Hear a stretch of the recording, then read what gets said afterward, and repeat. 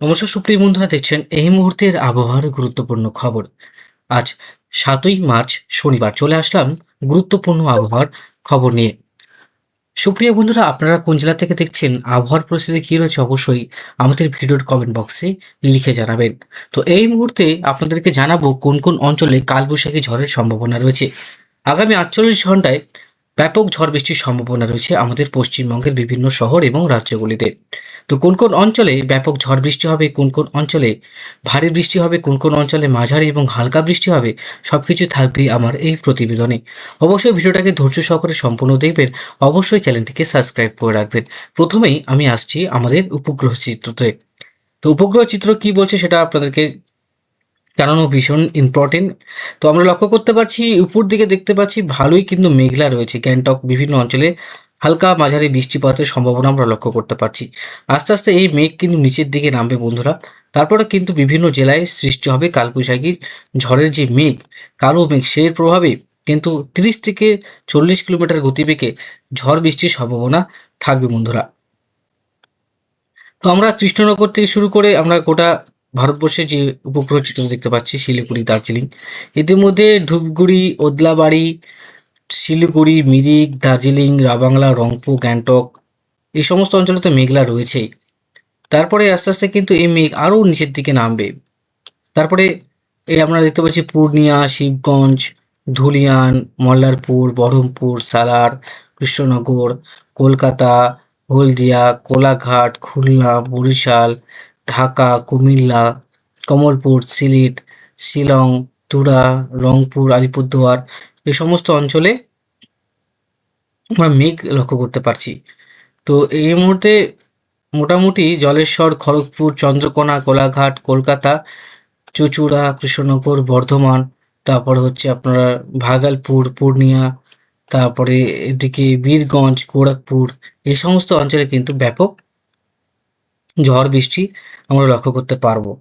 সিলেট, পিরোজপুরেও কিন্তু ভালো ঝড় বৃষ্টি লক্ষ্য করতে পারবো। সিলেটে সব থেকে বেশি ঝড় বৃষ্টি আমরা লক্ষ্য করা যাবে, যেটা আমরা আবহাওয়াবিদদের তরফ থেকে জানার যেটা বলেছে সেখান থেকে কিন্তু আমরা আপডেট দিচ্ছি। সেটা আলিপুর আবহাওয়া দপ্তরের কিন্তু আপডেট, রিসেন্টলি যে আপডেট সেটা কিন্তু তুলে ধরছি আপনাদের কাছে। তারপর আমরা দেখব কোন কোন অঞ্চলে ঝড় বৃষ্টি থাকবে। মোটামুটি 7 তারিখ 8 তারিখ তো কোনো বৃষ্টির সম্ভাবনা নেই। বৃষ্টিটা আসবে সেটা হচ্ছে সোমবার সকাল 9টা থেকে। সেটা হচ্ছে কিষানগঞ্জ, ইসলামপুর, ঠাকুরগঞ্জ, বাহাদুরগড়, ঠাকুরগাঁও, তারপর হচ্ছে দেবীগঞ্জ, সৈয়দপুর, শিলিগুড়ি, জলপাইগুড়ি, কোচবিহার এবং ভারতনগর বলে অঞ্চলটা রয়েছে, সেটা হবে পশ্চিম দিক থেকে। আমরা লক্ষ্য করতে পারছি যে বৃষ্টিটা ভালোই থাকবে সোমবার। প্রায় বজ্রবিদ্যুৎ সহ ভারী বৃষ্টি উত্তর এবং দক্ষিণবঙ্গের দুটোতেই আমরা লক্ষ্য করতে পারবো।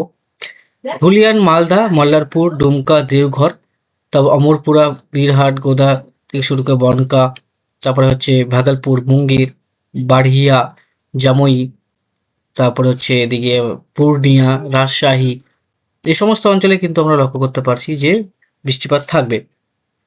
বৃষ্টিপাত থাকবে রামপুরহাট, অমরপুরা, ডুমকা, সিউড়ি, লাভপুর, বোলপুর, ঘুষকোড়া, বর্ধমান, কুতুলপুর, আরামবাগ, শ্রীরামপুর, তারপর হচ্ছে মালদা, তারপর হচ্ছে জয়পুরহাট বলে একটা জায়গা আছে সেখানে, দুর্গাপুর, তারপর হচ্ছে এদিকে আরামবাগ, বর্ধমান, হুগলি, শ্রীরামপুর। 9 তারিখে উত্তর এবং দক্ষিণবঙ্গের সমস্ত অঞ্চল মিলিয়েই ঝড় বৃষ্টিটা আমরা লক্ষ্য করতে পারবো 9 তারিখ। এবং হাওয়ার দাপট কতটা থাকবে সেটা আপনাদেরকে বলে দিচ্ছি, যে বায়ুর যে ঝাপটা সেটা কতদূর থাকতে পারে। প্রথমে আমরা 9 তারিখে আপডেটেই যাব, কারণ 9 তারিখেই আমাদের সব থেকে বেশি ঝড় আমরা লক্ষ্য করতে পারছি। সেটা হচ্ছে আমরা যদি যাই মোটামুটি বায়ুর ঝাপটার দিকে যাই, তাহলে সোমবার মোটামুটি 30 থেকে 40 কিলোমিটার প্রতি ঘন্টা। দক্ষিণবঙ্গে হাওয়ার বেগটা বেড়ে যায় যখনই কালবৈশাখীটা হয়, তখন আমরা লক্ষ্য করতে পারছি যে রায়গঞ্জের দিকে এসে কালবৈশাখীর দাপটটা বাড়বে, রায়গঞ্জের দিকে। তারপরে আমরা যদি দুপুরের দিকে আসি, তারপরে মোটামুটি না, দক্ষিণবঙ্গেও তো সেমই থাকবে, 30 থেকে 40 কিলোমিটার প্রতি ঘন্টা। মঙ্গলবারে যদি যাই বন্ধুরা, মঙ্গলবারে কিন্তু ঝড় বৃষ্টি থাকবে,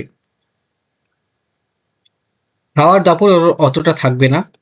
কিন্তু যেটা লক্ষ্য করতে পারছি, কালবৈশাখী উত্তরের দিকেই বেশি থাকার সম্ভাবনা রয়েছে। গুয়াহাটি, শিলং, তারপরে হচ্ছে দার্জিলিং, জলপাইগুড়ি, কোচবিহার, এই অঞ্চলগুলোতে ঝড় বৃষ্টির প্রভাব বেশি থাকবে সব থেকে, যেটা আমরা লক্ষ্য করতে পারছি।